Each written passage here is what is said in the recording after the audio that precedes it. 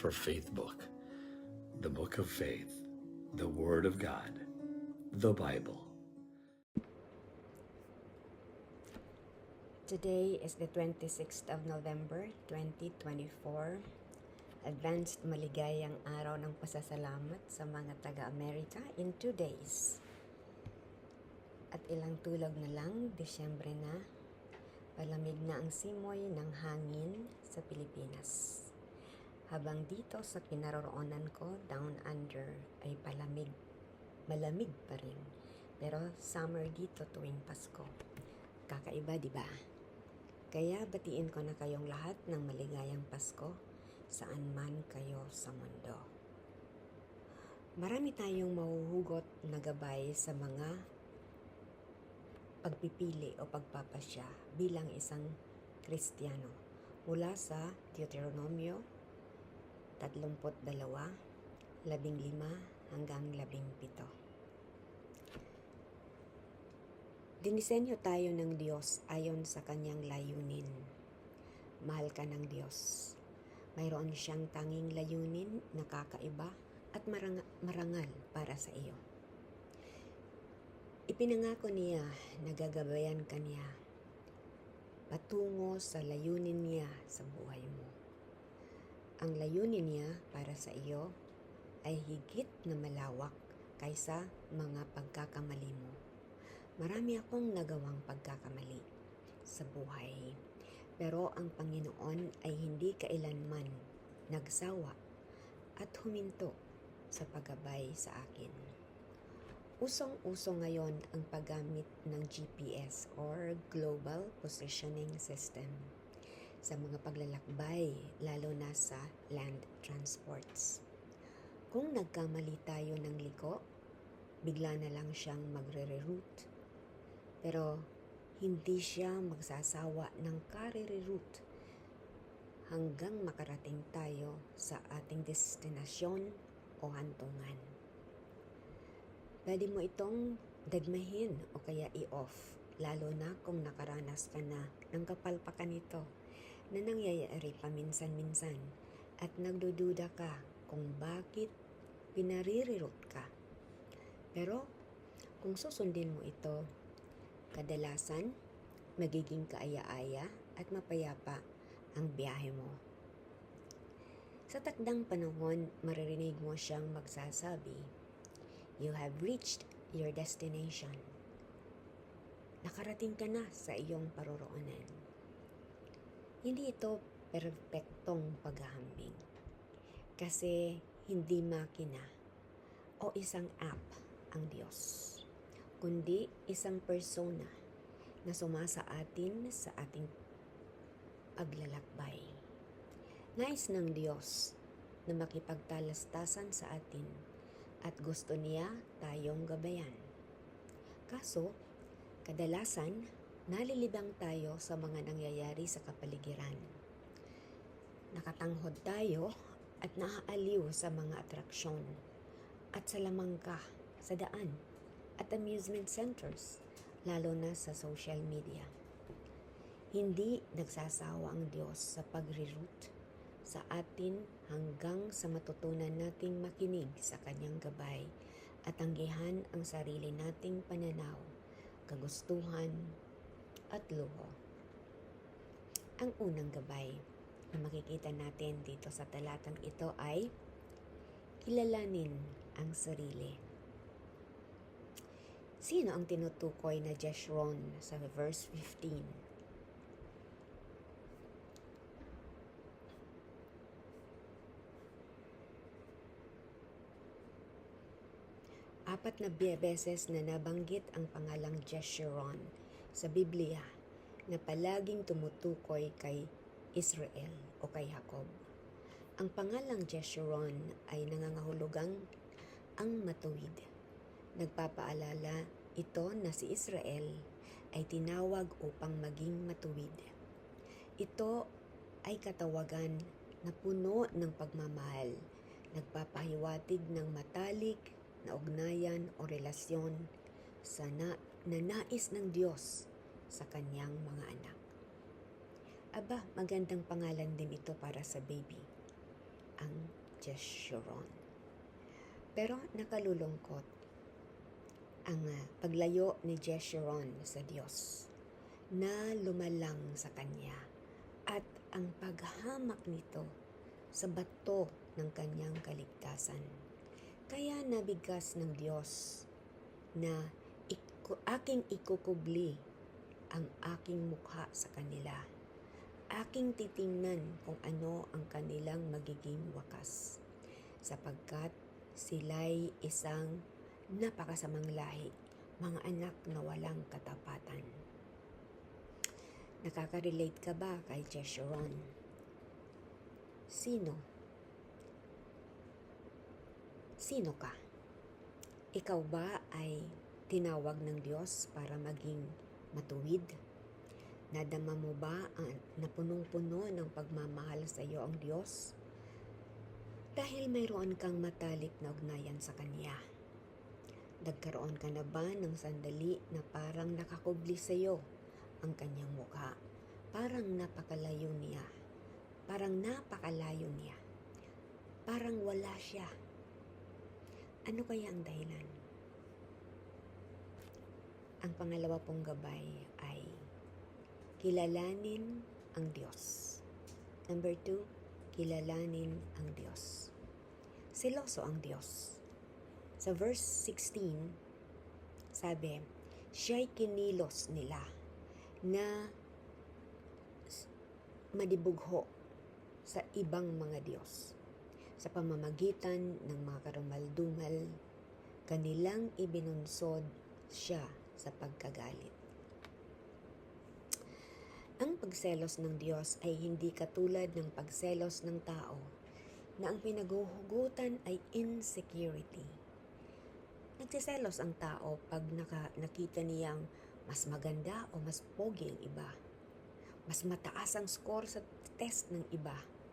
Mas mataas ang posisyon sa lipunan ng iba.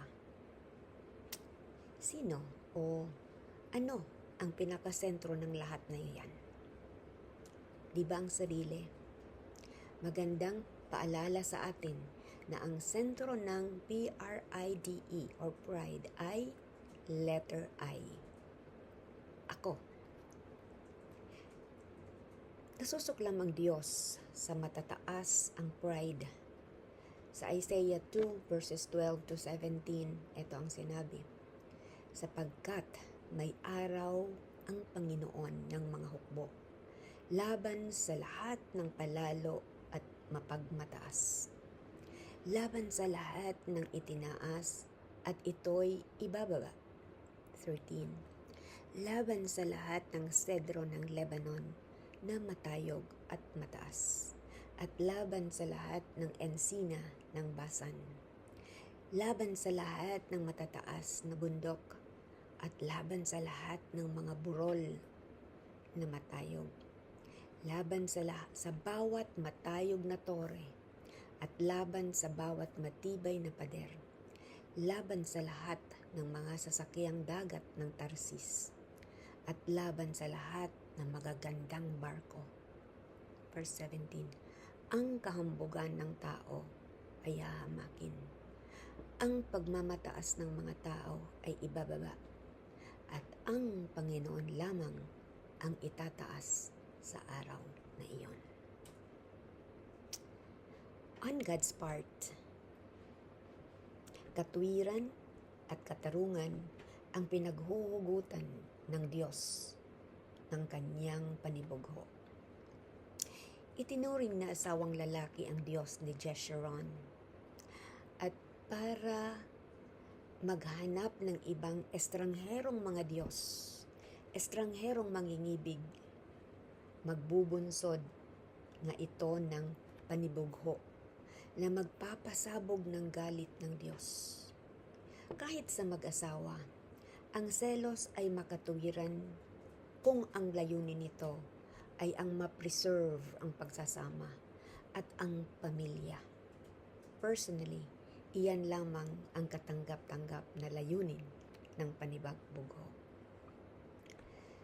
Naramdaman ito ng espiritu ni Paul sa Acts 17 nang makita niya na sumasamba sa Diyos-Diyosan doon sa Athens. Sa verse 16, ang mga taong tinawag para maging matuwid ay hindi na matutuwid. Ang mga taong pinagpala ng Diyos ay hindi na makatatanggap ng mga pagpapalang nakalaan sana sa kanila. Pinayaman ng Diyos ang Israel, pinasagana sa karunungan, pero hindi nila niluwalhati ang Diyos. Umakyat sa kanilang ulo ang nilang kayamanan, naging mayabang, tinalakuran ang Diyos na nagkaloob sa kanila ng lahat. At ang masahol, mas nakinig at sinundan nila ang udyok ng mga demonyo. Ito rin ang nasabi ni Hosea sa Hosea 12:8. At sinabi ng Ephraim, tunay na ako ay mayaman. Ako ay nagkamal ng kayamanan para sa aking sarili. Sa lahat ng aking pakinabang, walang natagpo ang paglabag sa akin na masasabing kasalanan. Daman niyo ba ang kayabangan sa talatang iyan? Ang pinakabida ay ang sarili niya. Hindi kinilala ng mga tao ng Diyos ang pagpapala ng Diyos. Inari niyang lahat ang kayamanan at inako niya lahat ang karangalan na dapat ay sa Diyos lamang. Ang mga taong tinuturing na self-made man ay naniniwala na ang kanilang tagumpay ay dahil sa kanilang sariling kalakasan at katalinuhan. Lutang na lutang ito sa katatapos pa lamang na Olympics sa Paris. Pasikatan ng mga pinakamagaling, pinakamalakas. Pwede namang walang mali dyan. Pero kung ang isang biological male ay makikipag-boxing sa isang biological female, di hamak na mismatch at pandaraya. Ano ang layunin? Nasaan ang katwiran? Nasaan ang katarungan? Kanino ipagkakaloob ang papuri? Pag Christian ang athlete na nanalo, itinataas si Kristo.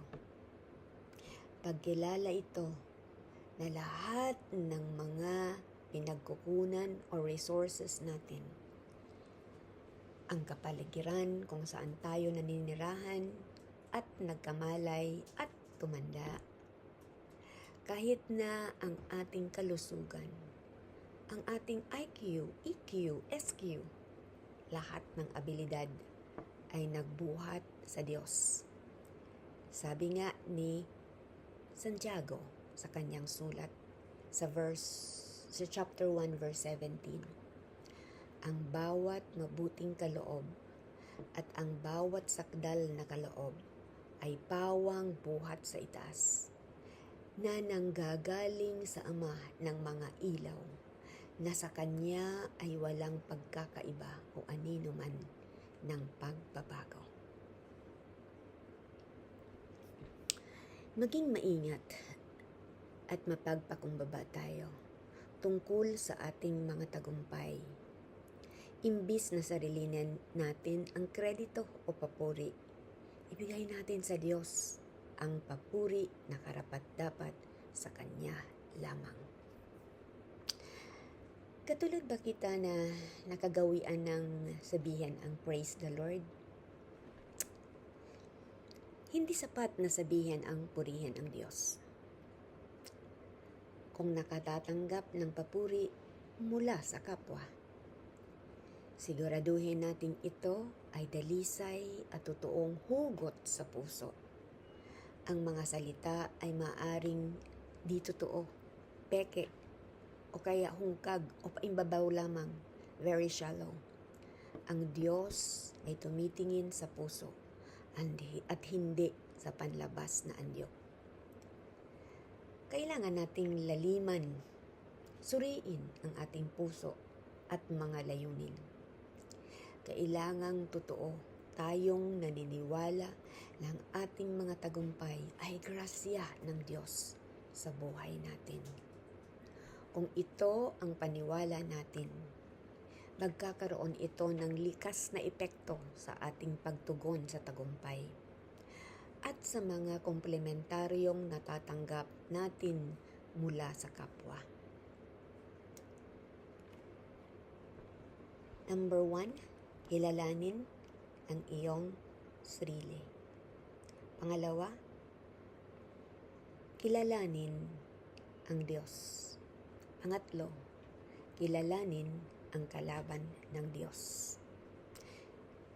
Sa verse 17, ito ang sinabi, Deuteronomy 32 verse 17. Sila'y naghandog sa mga demonyo na hindi Diyos, sa mga Diyos na hindi nila nakilala, sa mga bagong Diyos na kalilitaw pa lamang, na hindi kinatakutan ng inyong mga ninuno. How are demons still involved in misleading people today? Ano ang sinasabi ng verse 17? Tungkol sa mga kaganapan sa likod ng tabing ng mundo ng pananambahan sa Diyos-Diyosan. Nagsasakripisyo sila sa mga demonyo na hindi naman mga Diyos. Maaaring hindi alam ni Israel na sila ay nagsasakripisyo sa mga demonyo. Sinamba nila ang idols gaya ni Baal, Molek, Astoret at Dagon. Subalit, ang pinahayag ng talatang ito na ang demonyo ang nasa likod ng mga Diyos-Diyosang ito, nabubukon ng mga digmaang espiritual na nangyayari na nakakubli sa likod ng tabing. Isa sa mga paraan ay ang pagsamba sa mga Diyos-Diyosan. Marami sa mga sinaunang idols ay pinag-isipan at binalak ng komite ng pagpaplano ng mga demonyo. Demonyo ang gumawa ng mga karakter, paniniwala at imahen. Ang mga idols ay parang mga pangharap lamang para maikubli ang satanismo. Kung sasabihin mo sa mga tao na, sambahin nila si Satanas, malamang ang sasabihin nila sa iyo, layuan mo ako. Wala akong panahon dyan. Hindi ako kasama dyan. Sa modernong panahong ito, lantaran na nga sila kung dumiskarte. Wala nang kubli-kubli. Kaya kaya na nila ilabas ang propaganda tungkol sa abortion, same-sex marriages, at ibang pang issue hanggang pagdebatehan sa Kongreso at Senado. Pero kung gagawa ka ng kakatuwang mga hugis, mga cute na mga caricature na pinalamutian ng mga ginto at mamahaling mga bagay, at pangakuan sila na ang bagay na ito ay magbibigay sa kanila ng swerte at kayamanan. Gaya ba ng imahin ng pusa na yung kumakaway? Para pumasok ang maraming customers. Hindi nila gaanong mahalata na nalalansi sila upang mahulog sa patibong ng pagsamba kay Satanas. Napag-isipan niyo na ba kung paano natanggap ng lipunan ang Halloween celebration? Dinaan nila sa trick or treat para sa mga bata, kung saan nakasuot sila ng mga funny costumes at maraming goodies na maiuuwi. Wala silang naramdamang presensya ni Satanas. Kasi nag-e-enjoy ang mga bata habang sinasamahan ng kanilang mga magulang. no offense meant for Christians who are doing some activities para sakyan ang tradisyon to spread for the purpose of spreading the gospel. Mula sa mga talatang ito, mahihinuhan natin na ang maraming mga relihiyong gawa ng tao ay hindi gawa ng tao lamang. Demonyo ang nasa likuran ng mga disenyo upang manlito, manlinlang, at nang maalipin ng kadiliman. Ephesians 6:10-12. Sa kahuli-hulihan, patuloy kayong magpapalakas sa Panginoon at sa kapangyarihan ng kanyang lakas. Isuot ninyo ang buong kasuot-otang pandigma ng Diyos upang kayo'y makatagal laban sa mga pakana ng Diablo. Sapagkat ang ating pakikipaglaban ay hindi laban sa laman at dugo, kundi laban sa mga pinuno, laban sa mga may kapangyarihan, laban sa mga kapangyarihang di nakikita na naghahari sa sanlibutan sa kadiliman ito. Laban sa hukbong espiritual ng kasamaan sa kalangitan. Si Satanas ang mga kampo nito at ang mga kampo nito ay aktibo simulat sa pool. Hindi na sila gumagamit ng mga ribulto ngayon gaya ng dati. Modernong kagamitan at masyadong advanced na po sila. Magmuni-muni tayo. Unang katanungan. Paano nag-iimpluwensya ang mga demonyo sa mundo ng kasalukuyan?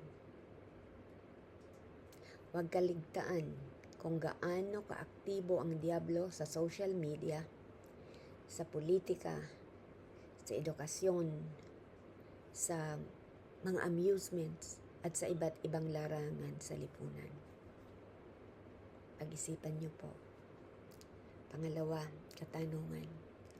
Ano ang mga pamamaraan ng panlilinglang ng mga demonyo sa mga tao? Naalala niyo ba ang samot-saring mga scams? High level of hold-ups kasi hindi ka na kailangan tutukan ng baril. Yung bank book na lang mo ang kanilang hold upin. Kailangan maging maingat po.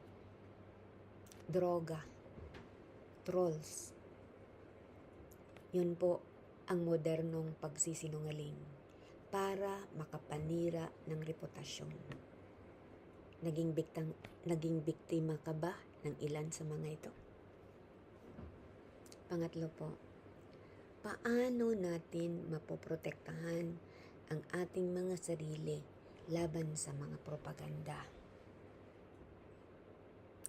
Let's go back to God's Word and His promises. Damahin muli natin ang talisay niyang pagmamahal to the point of dying on the cross to save us from sin and its penalty. Let us not forget who gave us birth. Let the prayer of our heart be that we would not forget Him. Who gave you birth? Sino nagmamayari sa iyo? Father, thank you so much for sending your Son Jesus Christ to die on the cross.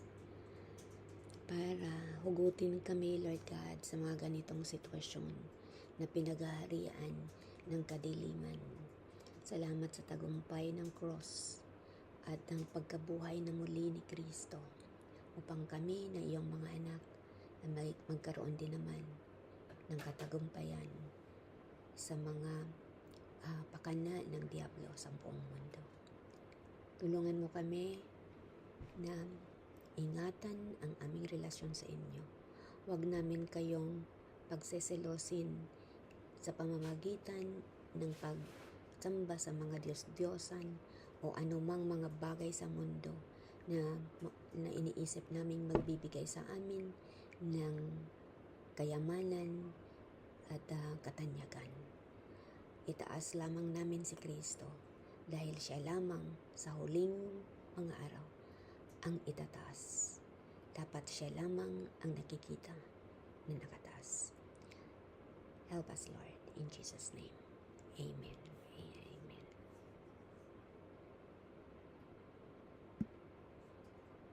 Amen.